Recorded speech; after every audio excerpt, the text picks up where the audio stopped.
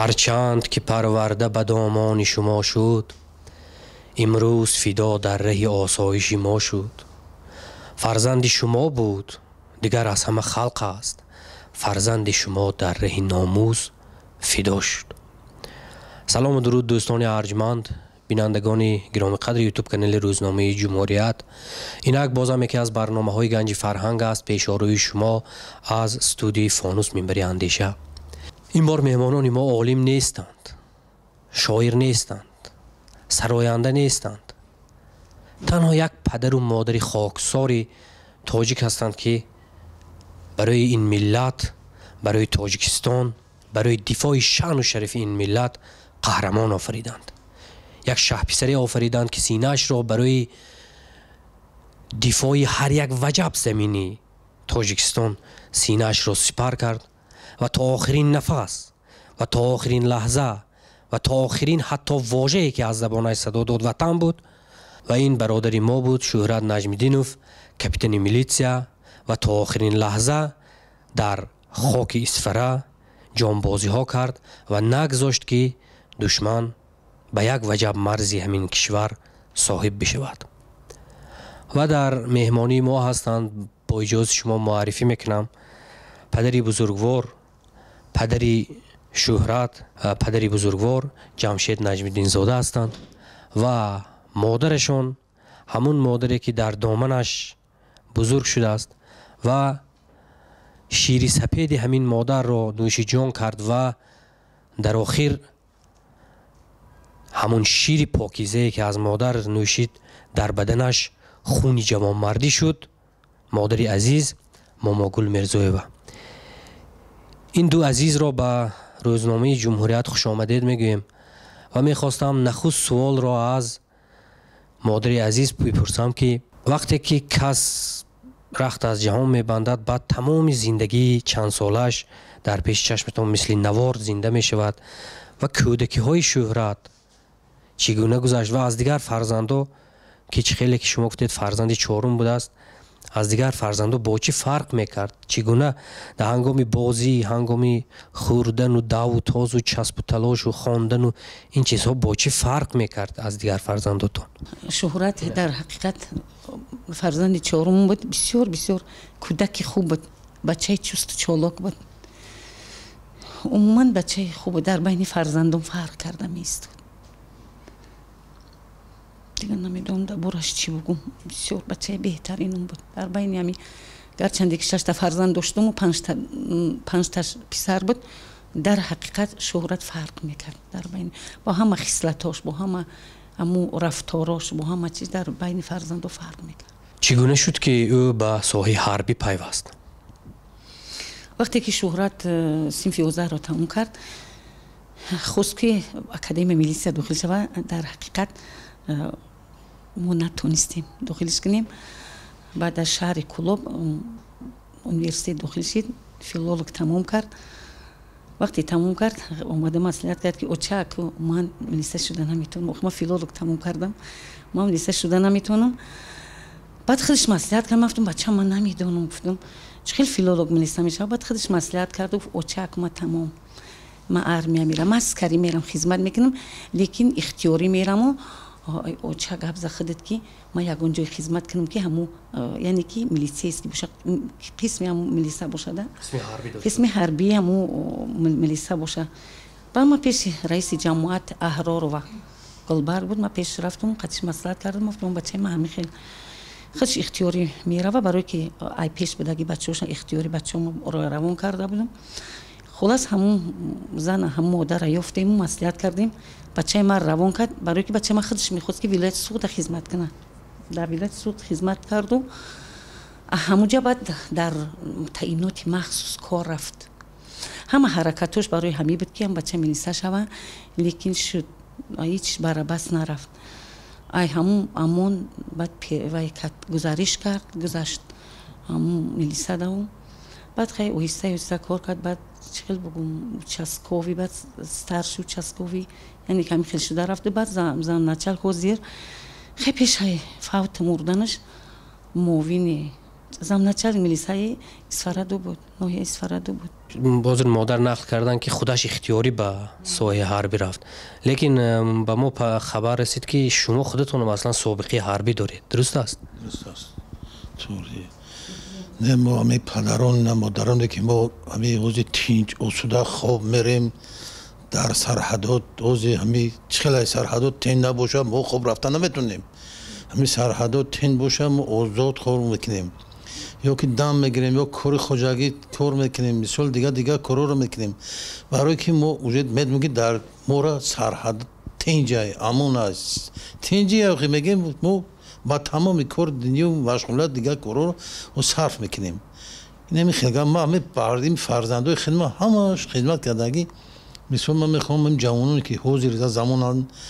мисол рафта дар қувваи мусаллаҳи ҷумҳурӣ кор хизмат расонанд. мисол хизмат ин як давра, ин мактаби мардонагиай, мардонагӣ мактаб мардонагие ки бояд вай тайёр шава. ман хизмат кардагим дар давраи шӯравӣ кор кардагим хеле хелай.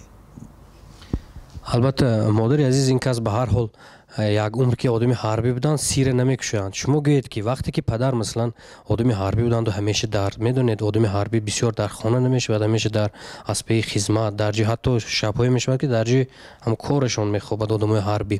шояд ҳамин чиз ба тарбияи фарзандо таъсир карда бошад ки мебинанд ки падарашон одами ҳарбӣ аст ё оно мақдаш дӯст медошт, фарзанди ман ҳарбӣ будана дӯст медошт. намедонам ай куҷо ами шавқу ҳавас пайдо шуда буд, барои ки фарзанде калоним кор куни милисаҳай мумкин ман мегӯям ки дар сару либосу дар либоспӯшии ҳамун бача дар чолокии ҳамун бародараш дида бошад, барои ҳамин дӯст медошт. вақтҳои охир бачаи ман фикр мекардам ҳамун участкови милиса гуфтагии худаш буд, лекин ман медонистам ки замначалик милисаи Исфараи дуҳай, лекин ман намедонистам ки ҳамун дар сарҳадай. барои ма дар ҳақиқат боиси фахрай, барое ки ма дар Қуръон медонам ки дар ҳадисҳои пайғамбармон омадагие ки вақте ки парвардигор иқадар зуд ҳамун сарҳадбон бачара мешинавад, шоире ки қалами тезора ҳақиқата менависа. вақте ки ҳамаи мо дар хоби нозем, дар як бори дигарам гуфта будам агар то тақозои зиндагӣ моро маҷбур накуна мо дар нами шаб берун намебироем, то маҷбур нашавем берун намебироем. лекин ҳамун аскарбача, ҳамун касе ки марзу буми кишвари мора марзу буми куҷое набоша, кадом кишваре набоша, ҳамунҷара бонӣ мекуна, ай ҳамун хоначаш, ай ҳамун ҷое ки барои ӯ хона, ай паноҳгоҳай берун мебироя, қадам мезана, барои оне ки ҷониқча дар хатар мемона, ранги ҳамин фарзанди майна дар хатар мемона, барои мо модарон, барои падарон, барои тинҷиву ободии диёр. парвардигор дар ҳар қадамаш ҳаҷр савоб навишта мешавад. ман аз он хурсандам ки яке ҳамун фарзанди мане. падари азиз, шаби хонадоршавиша чӣ ёд мекунед? шаби оиладоршавиша? ман шаби хонадориш вай ами оилааш кули ятимай, оилааш кули ятимай. мо як ами клубда рафтем, як духтар нағз медид давраи студентишда. вай хост қатъиян хонадор шавад ки вай падару модари вай рӯзагӣ надоданд. баъд ҳамин қати баромада рафт ҳамун хуҷанд ба хай кор кард, ҳамун дар амон кор мекард. баъд ҳамунҷа як духтари кулиятим квартира дошта, хона надошт вай, ҳамун квартира зиндагӣ. ҳамун духтара хай дида гуфта ки вай кулиятима, ман ҳамин духтара ба зани мегирам хуҷандира. хай омад мора гуфт ки падари азиз мегӯяд ки чӣ хел мекунем. гуфтам хай баъд модарша пурсидам рӯзагӣ додам, гуфтам мо чӣ хел мешава. гуфтам ту гов ҷӯш наметунӣ, хай шаҳрӣ охир. баъд ҳамун духтар гуфт, ҳамун хай келин гуфт ки мара чӣ коре? бигам ман кор мекунам, не ки мара ёд метахшитон манам. гуфтам хай хел боша. баъд ман ҳамин духтари кулиятима ба ҳамин писарам хай маърака кардем, тӯй кардем, хай хонадориш кардем. охирон дидор мон ман ҳамин хай мавози нафақа ба ҳамин хона дар шитагӣ ки омад ҳамин оилаш аввал қати ҳамин духтарчаш гуфт ки падар қати оилам ҳаминҷа буд, хай модарам шӯрад. гуфт ки падар аз ин ман ки хонданӣ омадам, хай тари заошни мехонд академияда тамомкунанда будам, мисол тамом мекард ноябрда. гуфт ҳамин гудаки ман қати ҳамин оилаи ман ҷамъ меса, хай қати шумо чӣ мекуна? ما خواهم 40 روزه میخونم بعد میام اویلم میگیرم میرم خونه ما گفتم خیلی نیست بچه‌م گاب نیست دیگه هم میخواد چقدر در سر هم میز اگه چوی نوشیدیم ما گفت که این دختر من نوزک مرا دوست می‌داره گفت امی کم گفت که امی اینجای باری میسرش بوساکی که او میگه ما دوی ما خیلی بوسا میگم اونم راست دسته میگه بوساک امی جوش کی و مرا سخت دوست می‌داره ما مالش ما گفتم بچه‌م مالش دیگه انا خیلی دیگه هم دوستوری کردیم چی کردیم همو بگه با همکورساش تلفن گفتم خب پسرم بیام شاو میستیم یک جا گفت پدر گاب نیست دیگه همکورساش تلفن کردن گفتن که ای شورا جون خیلی جوده گفتن که ما اولا ما قدی دخترم در خونه پدر مادرم خیلی صحبت داریم ای بخیر خیلی بیو مو بهت زق شدیم بیو مو نم جو گرفتیم بیم یک جا چی میکن دیگه همین گفتم خیلی بیو بچه‌ام بیست درکس ولی برمیو اتوبوسکا میگرم میومد ما گفتم بیام جا خیلی شب ختیم و صحبت کنی خیلی چخچاق کنین نگو اگه پدر عزیز گفت اگر من نرم بچه‌ها زیق میشوند خیلی مرا نگاه دارن بعد گفت یا دو تید من خیلی دو دم و اومده تاکسی دستور کردم دوشنبه دعوت کرده بودم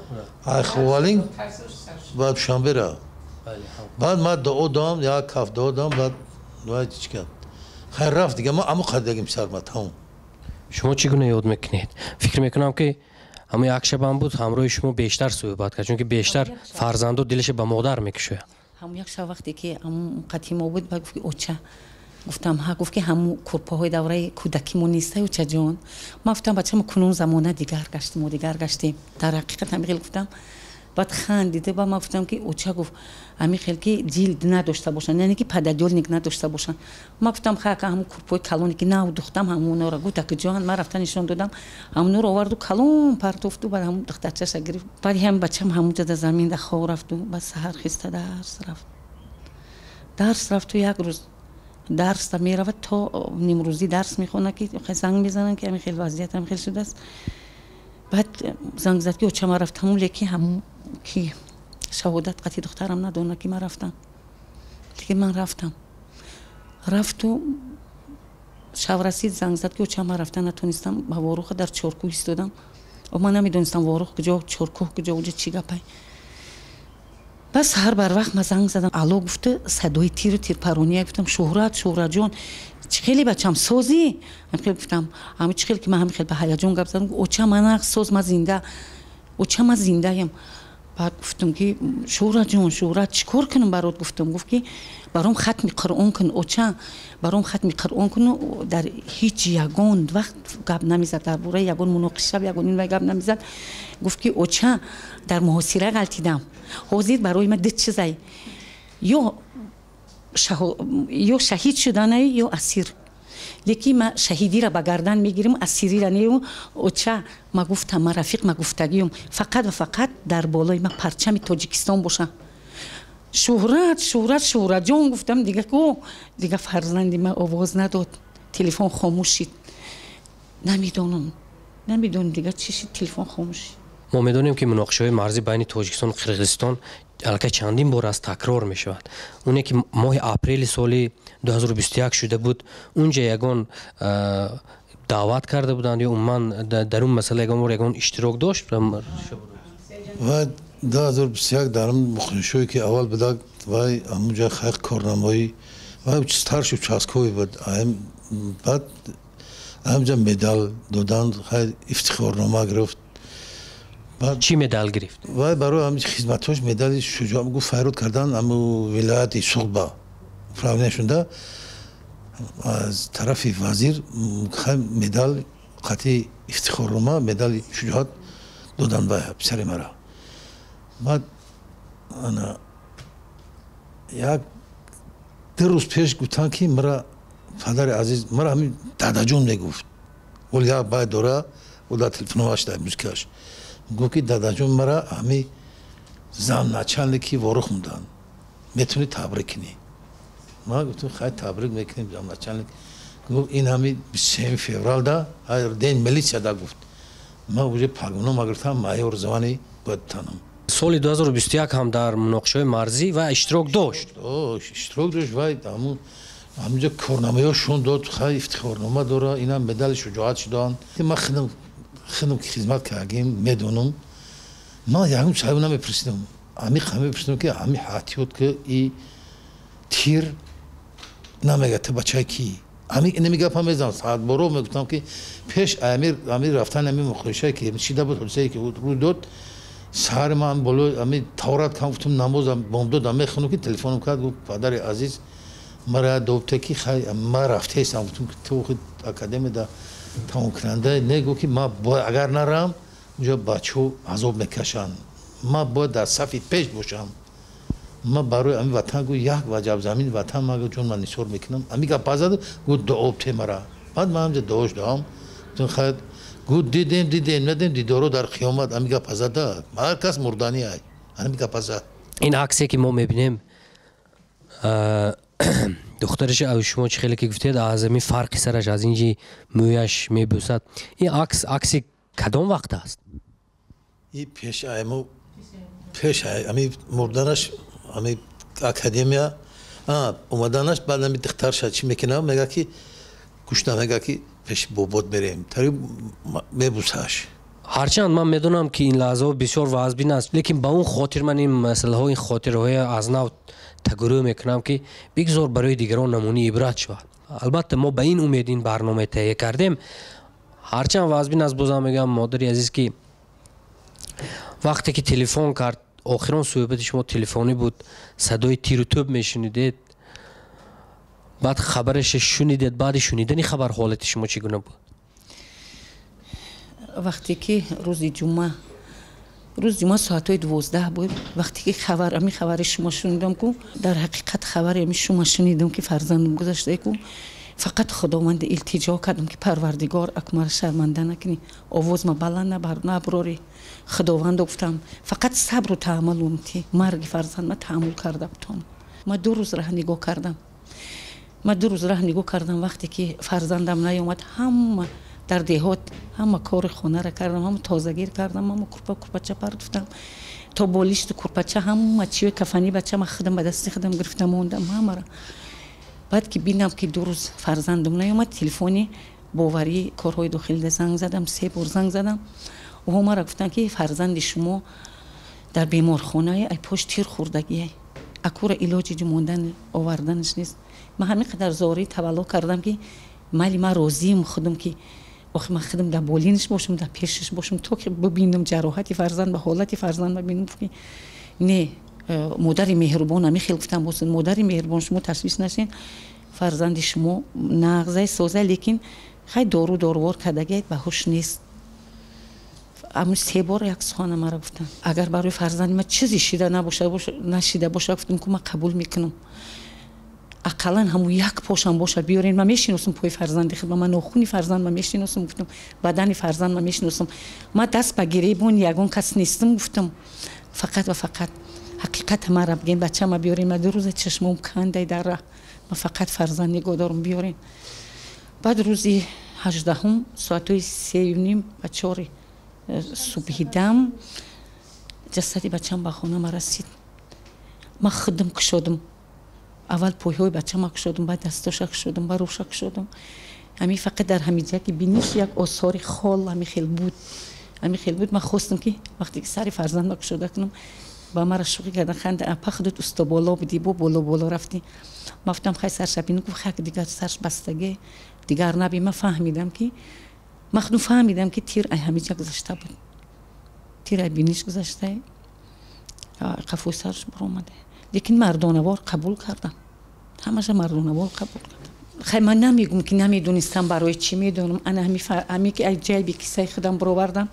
انا در حقیقت همون پرچمی هست که همی فرزندی ما همی را گفته بود دست که رفیقش گفته بود دست که وقتی که من میم برم کو ما را فقط و فقط به همی کفن به همی پرچمی وطنداری کفن گلگونم کنین در حقیقت بچه ما با پرچم اومد به همون پرچمی که در جیبی هم جنگ رفتگیش بود لیکن من درباره بچه‌م نمیدونستم که همین فرزندی من جنگ دم میرفته عموما نمیدونستم برای من درباره مرز و بوم کشور یگان گپ نمیزد نمیگفت که اوچا این نفرون جنگ شد نه که یک بار گفت که اوچا ما در یک قسم حربی парчами Тоҷикистон зада будам. Дар 3 та қисми ҳарбӣ гуфта буд бачам. 3 та қисми ҳарбӣ да ба ман гуфтам охи ту военӣ нести ку охи ту малисаи гуфтам ку ту коркуни мудофиа нести барои чи дар қисми ҳарбӣ ту парчам задӣ. Пас маълум мешавад ки дар муноқиша фарзанди ма дар ҳамуҷа парчам бардошта парчам зада, лекин фарзанди ма парчам қатъӣ омад. Баъд парчами калон овардану бачаи ма гуфтае ки дар болои ма ягон латаву латапора напарчид. Ма саҳар давида ҳукумати ноҳия рафтам ай муовини раиси ноҳия пурсидам ки охи ман модарам дига тоқати ма тоқ шуд, ҳама иди парчамира ба бачаи ман намира. ма ҳақ ва ҳуқуқ дорам ки фарзанд ма биравум парчам бигузорам, ма бигум ки бачами идид муборак, охи барои ҳами парчам ҷон диди бачам. рафтум бачаи ма парчама мебардора, вақте ки парчама мебинанд мепаронанд. дар ҳақиқат ку қафоша мегарда нигоҳ мекунанд, рафиқош нақл мекунанд, қафоша мегарда нигоҳ мекунанд, ҳеҷ кас нест, парчама мебуранд, мега бачаҳо ба пеш, ҳамуҷада тир мекунанд, Тоҷикистон ба пеш, бачаҳо ба пеш гуфтанд, ман худам шунидам, ба пеш гуфта ҳамуҷада тир мехӯранд. ба ма бурдам, адилиё нашидам, ҳеҷка ҳами парчама гирифта бурдам, ман болошда партдам, гуфтам анаку бачам идак муборак, ана имрӯз дар ҳақиқат иди туай, там дар қатори ҳаму бачаҳое ки қурбонӣ барои анами парчам шидан ку, ана имрӯз там дар қатори ҳамаи идак муборак гуфтам. гирья кардам, падараш мегӯяд ту девона шидӣ, ман гуфтам дар ҳақиқат ман девона шидам. дар 3 қисми ҳарбӣ ман парчами Тоҷикистонро барафрохтам. Шумо гуфтед ки ту охир дар қисми ҳарбӣ кор намекунӣ, чӣ гуна парчамро ту метавонӣ баланд кунӣ? Яъне шумо аз соҳаи ҳарбӣ ҳам огоҳ ҳастед ки ин чизҳоро медонистед? ман 6 моҳ дар қисми ҳарбӣ дар шаҳри Куло буд, дар уҷа соли 1980 6 моҳ дар уҷа хизмат кардам. баъд ҳамаи чизҳои ҷангиро нишон медоданд, автомату дигар чизҳоро. баъд ман гуфтам охи ман вай ҳастам, ман фелшер тамом кардам, ёри таъҷилӣ кор мекунам, охи ман бояд аз санчаст бошам, ба мара санчаст бардофтанд. хулас ҳама чизҳоро ман дар ҳамуҷа баъд ёд гирифтам. вақте ки муноқишаи дар Тоҷикистон сар шуд, муҳофизи барқароркунии сохти конститутсионӣ будам дар ҳамун штаб ки дар наздикии хонаи ман штаби ҷангӣ буд. ман дар ҳамуҷа хизматрасонӣ мекардам. шумо дар қисми ҳарбӣ ки мана хизмат мерасонам мегӯед, шумо ба ҳайси ки унҷо хизмат мерасондед? ман ба ҳисси ҳамшира, яъне ки ҳамшираи шафқат шуда дар уҷа кор мекардам, ё ки 6 моҳ дар ҳамун санчаст будам, ҳамун санчаст будам, давра дар уҷада будам, дар шаҳри Кулоб, дар даврае ки донишҷӯ будам. дар ҳамуҷа қисмои ҳарбира мегузаштем. баъд вақте ки дар наздикии хонаи ман ҳамун штаби ҳарбӣ буд ки ҳамаи тирхӯрдагон ҳамаи чиро дар ноҳияи Ховалин меоварданд, мара ҳами ҷасорати худам намонд, ҳами ҳифзи ватандӯстим намонд ки ҳамун фарзандои мо буданд. ҳамун вақт шӯҳрати ма 3 сола буд, ҳамин шӯҳрат 3 сола буд. ма дар бисёри вақт ма дар оғӯшам гирифта мебурдам, дар байни ҳамун бачаҳои ҷарроҳ бардоштагӣ кунам, хеле давида мегашт. яъне ки аслан маълумоти тиббӣ ҳам доред? маълумоти тиббӣ дорам, ман маълумоти тиббӣ дорам. дар кадом самташ? ман фелшер тамом карда будам, лекин ба ноҳияи Ховалин вақте келин шуда рафтам, момадоя кор кардам. собиқаи 42 солаи корӣ дорам. 6 соли ахир, 5 соли ахир ман утоқи махфии маркази ВНМ шуда кор мекунам, ВНМ ноҳияи Ховалин. аз соли 2021 вакили мардумӣ ҳастам ноҳиявӣ. яъне ки шумо ба ғайр аз оне ки модар ҳастед, боз чанд вазифаҳои ҷамъиятиву давлатӣ ҳам доред ва собиқӣ? раиси маҳалла ҳастам, дар маҳал ҳанӯзам бо мардум кор мекунам. фикр мекунам аз шумо ё падари азиз аз таърихи номгузориаш чӣ гуна ки номи шӯҳрат, номи зебоя мондааст? бародари азиям мара гӯ ки додарадам, гӯ ки ҳами шӯҳрат чӯ бачаи гӯ як ҷура дорам, шӯҳрат мудора не ҷураи додарам, додаратам бародарам, гӯ ки вай ҳами шӯҳрат бачаи базеб буд. мо ҳам хай гузаштагӣ вай гӯ бисёр бачаи базеб, ҷасур, шӯҳрат ин ҷасур мешавад. ин ҳами ҳози ҷасури ҳами шӯҳратӣ кард ки ҳами мардак ҷон дод барои ватан, барои ҳами ҷасурии шохӣ. جان دادی بچه دیگه یه هیچ گپ نیست دیگه ابسلم گفتم روسو گفتم همین جسور همین شهرت میگن جسوری را اینا ما برای اینا بچه‌های جوانایی که حضور میان با خدمت وطن مادر میروند سرکشی میکنن آبا چت شما مردکین میگم بو میگم تکرار میکنم که همین جسوری را نتین برای همه جسوری کنده کو مکتب دلری و جسوری میگه همین سرباز همین خیلی باید آخه جسور باشد در شهرت همین شهرت ما گفتم بچه خیلی او یکم گپ مرا نمیگفت نه که گفت که من میفهم برای که اگر سرحدود که همون مثل لگون نخوشی شوه در سرحدود ما هیچ میکنیم که اوجا میلیتیا همون مثل تو پاجر چسته تو همه کارگروی حفظی حقوق فر نداره میخیزند باید او حمایه میکنه وطنه و گرم نیست که ای تو این مدرس میگه که تو در اکادمی فر نداره مثل ما تلفن قطعی گپ زد گفت ما گفتم خط درس ای گفت اگر من نامردی میشم من باید مرد باید برم در بر امر بیستم اینو میگه پامرا سخن داد گفت دیدم پدر عزیز دیدم ندیدم دیدارو در قیامت اینو میگه بازاد ما پگا مردانی ما میگم میگه پا نه که امی شورت آدمی جسور میگن امی جسوری کرد امی جان داد خی مثال امی وطن شد نداد خاکی وطن ولی هر یک برآمده که جناب اولی گامزه که یک وجب زمین میگه با مردم با بیگانه نتید درست میگه یک وجب خاکی وطن را ندهیم کوه و دریا و چمن را ندهیم گرچه در کشوری ما سنگ زیاد سنگ را لعل یمن را ندهیم واقعا دوستان یک وجب خاک زمین چقدر که پدری بزرگوار اینجا گفتند نباید دهیم یک وجب خاک زمین